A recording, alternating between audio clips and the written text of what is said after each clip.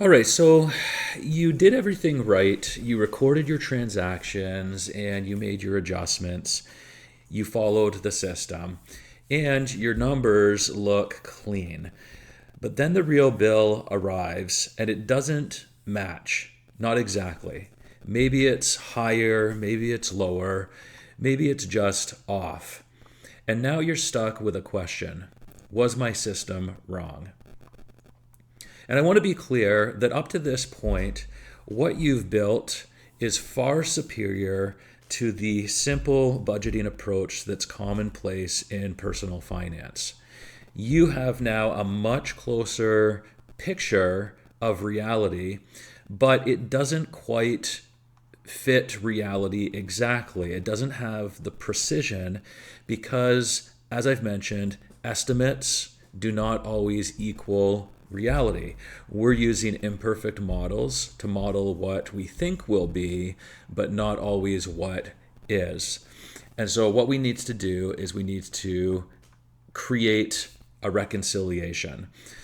So here's the truth. Your system was never meant to be perfect because earlier in the process, you were working with estimates. You estimated utility usage, you estimated interest, you estimated timing. And estimates are necessary, but they're not final. So the goal isn't make perfect estimates. The goal is build a system that can correct itself. That's what reconciliation is. It's the process of taking what you thought happened and aligning it with what actually happened. At its core, reconciliation is simple. You compare two things, your records with external reality, and then you fix the difference. That's it. Let's say you estimated your utility expense for June at $120. So you recorded utilities expense 120 and you credited your accrued utilities for the same 120. But when the actual bill arrives, it's 135. Now you have a $15 difference. That doesn't mean your system failed. It means your system now needs to update itself. To fix this, you don't start over, you adjust. You debit your utilities expense for $15 and you credit accrued utilities for $15. Now your total expense is $120 plus the $15, which is the $135, and your records match reality.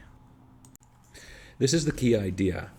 Reconciliation is not about catching mistakes. It's about updating estimates with real data. Because earlier in the process, you didn't have the full picture, and now you do. This happens all the time. Utility bills, credit cards, loan interest, bank balances.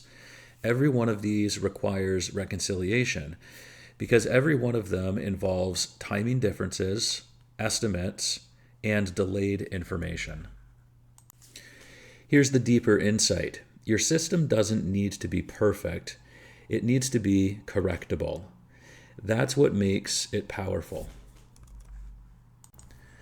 So now that you understand why reconciliation exists, next we apply it, starting with bank reconciliation, where we connect your system directly to your cash. You estimated, you recorded, and now we reconcile.